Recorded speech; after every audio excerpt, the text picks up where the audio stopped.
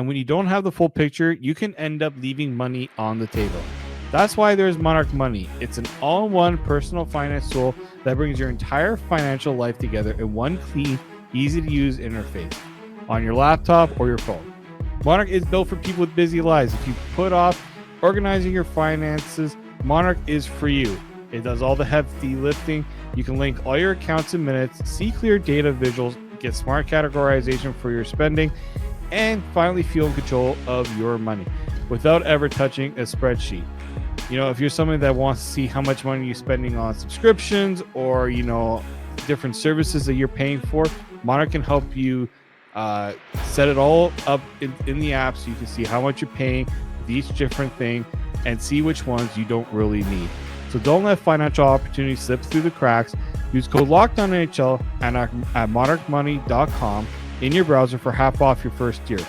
That's 50% off your first year at monarchmoney.com with code LOCKEDONNHL.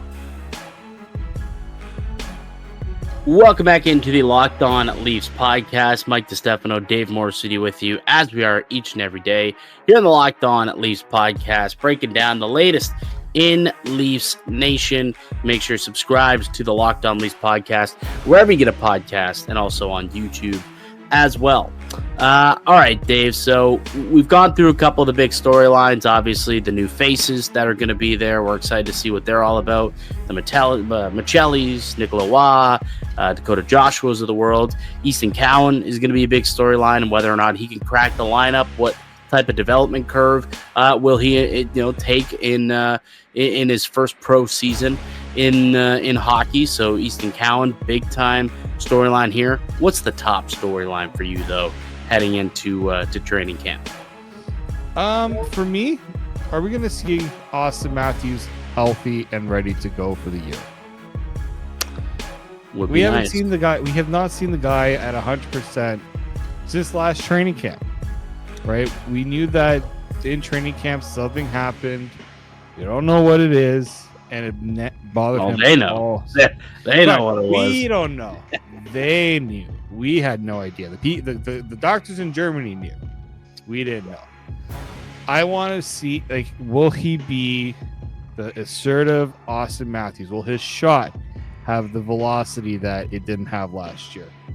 Is he what type of Austin Matthews are we going to get in training camp? That's the big one for me. Yeah, it's real interesting because I think Austin Matthews will almost have to not that he's going to have to reinvent his game, but it is going to be different, right? Without Mitch Marner. It's he's played without Marner a lot throughout his career. Don't get me wrong. Just very often those two get separated when things aren't going right throughout the season. But he's going to, have to take on a more assertive role out on the ice. So it'll be fascinating to see if he, does that right out the get-go from camp and what that looks like. Does that look like, is he going to take on more responsibilities as a captain, I suppose? Is he going to be more vocal? So those are things that I guess off the ice I will be interested to see when it comes to Austin Matthews in the next couple of weeks. Does it look any different in year two as the captain? What did he learn when it comes to wearing the C, specifically for the Toronto Maple Leafs? So that I am excited to see. I'm curious to see if there's any difference in his disposition based off of that. But ultimately for me, I think it's the competition for his wing spot is what I think is the top storyline heading into camp. We already know that Matthew Knies is going to sit shotgun on his left, and that's the pair to start out. And Craig Berube talked about it a lot. He's a guy who believes more in pairs than lines, and that's the pair right now is Knies and Matthews, and then Tavares and Nylander are the pair on the second line. But who's gonna fill out those other wing spots to make it the trio? And you're looking at a group of players: Max Domi, Matthias Michelli, Nick Robertson. Could Nylander? Could they decide? All right, let's load it up and throw Nylander up on the top line and go Willie, Matthews, and Knies. It's very possible that they could get a look at it at the very least and see how that looks. Easton Cowan, he'll probably get an opportunity in camp to see what he could do on that line. Dakota Joshua, does he get an opportunity to see if he can go and bang and have that become more of a heavier top line as opposed to a more skilled top line? So I'm excited to see what that camp battle turns out to be, because I think that there's a few viable options. Nothing is set in stone. I think it's a real competition, and what a competition it is. What a reward it would be to the guy who wins it. You get to start the year next to Austin Matthews and Matthew Nyes on the top line of the Toronto Maple Leafs. Like, this is going to be a fun battle, and I think that these guys should be going balls to wall to show that they're worthy of that spot in the lineup. And definitely this battle, this storyline, who gets to be the third on that line, that to me is the top thing I'm looking for in camp. Yeah, I mean, it's the most important position, I think, right now that needs to be solved, right? And I think there are some options. Are they the best options that the Leafs can find? Probably not, because the best option left out of town in free agency. So I do think he was traded. Sorry, he left. He was traded. I do think that there is a case to be made, though, that I think they should be open to different options. You know, I know everyone's penciling in Max Domi right now. I'm sure Michelli might get an opportunity at some point once they're comfortable with what he's comfortable.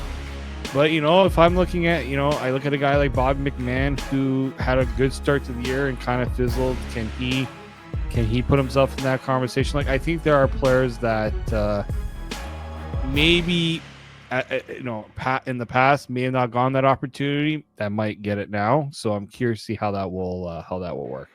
Absolutely. So those are some of the top storylines that we're intrigued by and will be taking a look for throughout the next couple of weeks here in Maple Leafs training camp. Curious to hear from the listeners. You can reach out to us online on Twitter.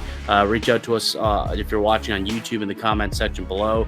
What else are you intrigued by? What other camp battles or storylines are you interested in for the Maple Leafs over the next couple of weeks? Let us know down below or online on Twitter.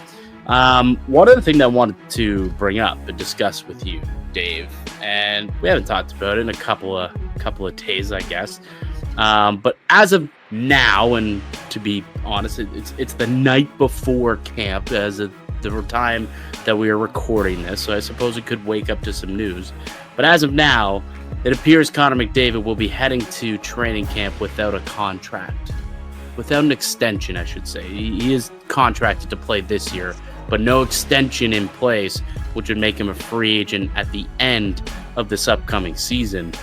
Where do you think the concernometer is now for McDavid? I thought, or for Oilers fans, I always thought that this would be a big inflection point on the concernometer, where there were still a few weeks for him to get something sorted out. He had come out and talked about he wanted to be patient. He wanted to talk it over with his family, talk it over with his agent and figure out the future.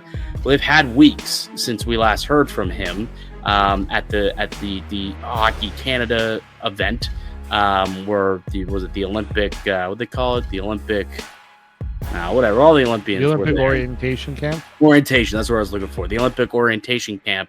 It's been a few weeks and still have not had any extension to announce. Now, again, we could wake up in the morning and there could be an extension. If that's the case, then just completely disregard everything that we're about to say, obviously. Yeah. But if that does not happen, if the people who are listening to this and this contract has not been signed, no extension is signed, and McDavid enters day one of camp without a deal, like, where's the concernometer for Edmonton at this point? I mean, it should be concerning, similar to how it was getting concerning with Mitch Marner, because this is a player that, like, obviously Connor McDavid, you lose Connor McDavid, you cannot replace him, and look, everything he's been saying up until this point has made